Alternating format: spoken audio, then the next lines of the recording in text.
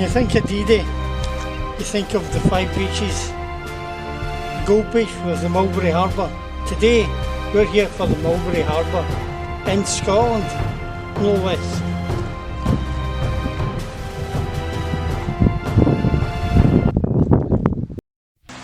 They fought to get a beachhead. The first phase of the D-Day landings, they brought in the Higgins boats and the LSTs, but they needed a port. Cherbourg was heavily defended, so they needed to make one themselves, and they brought up the idea of a temporary harbour, a floating harbour, so the ships could berth out at sea just off the coast and drive off on their trucks onto the harbour, along the Mulberry and onto Gold Beach, and go up towards Cherbourg, towards the US beaches, Omaha and Utah, or down towards Gold and Sword with the supplies that they needed desperately.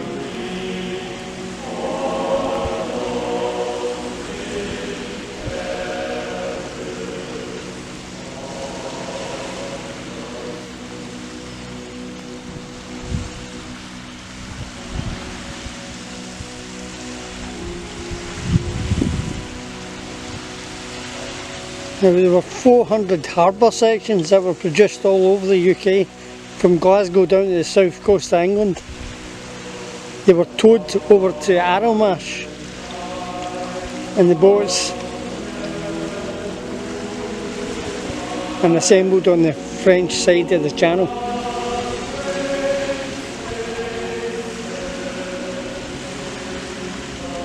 It's just amazing. I can see some of those remnants of the Mulberry Harbour in Arrowmash still standing. Obviously decayed for a while over the years, over 75 years ago now. But this is where they held the trials. This was the beginning of the end of the Nazi Third Reich.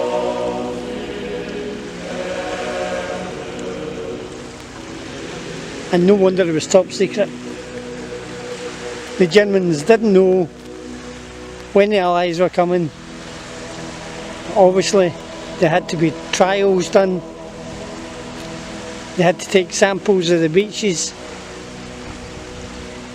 That was the SPS that had done that in their early days.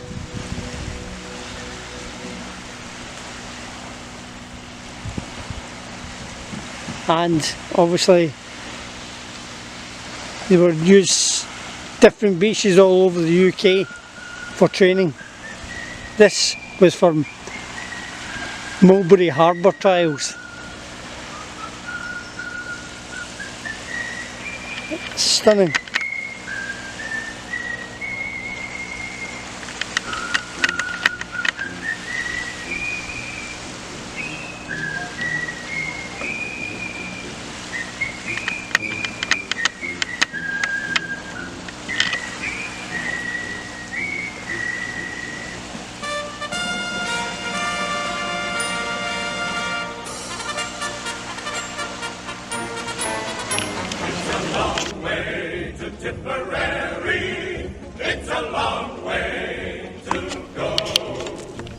And there's the memorial plaque to the Mulberry Harbour, 1945, the 50th anniversary, the end of World War II. This commemorates the building and trials of sections of Mulberry Harbour, 1941 to 1944 at Gerleston, thus making the invasion of Europe possible and Allied victory a reality, lest we forget.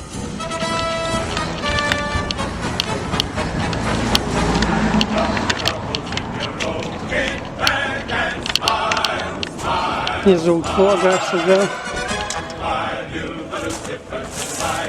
And you see the activity with it. That's arrow mashes.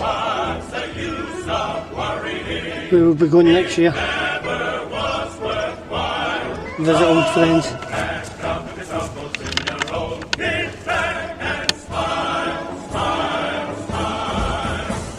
And there's the Swiss roll, one of the prototypes.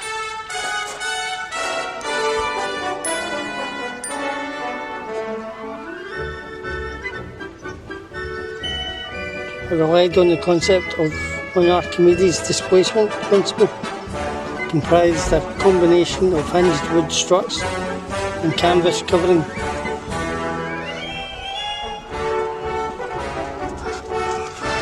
This was unloaded from a barge at Harbour and deployed at sea over there.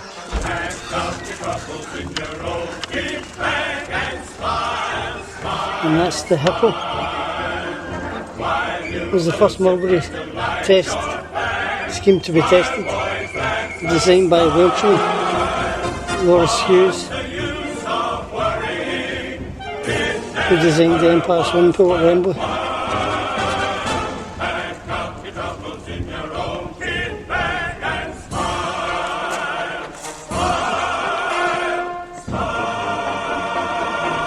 And there's one they eventually used the railroad to. And that's the one you can see in arrow mashes to this day.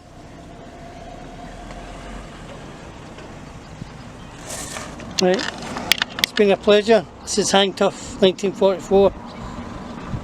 Goodbye and hang tough.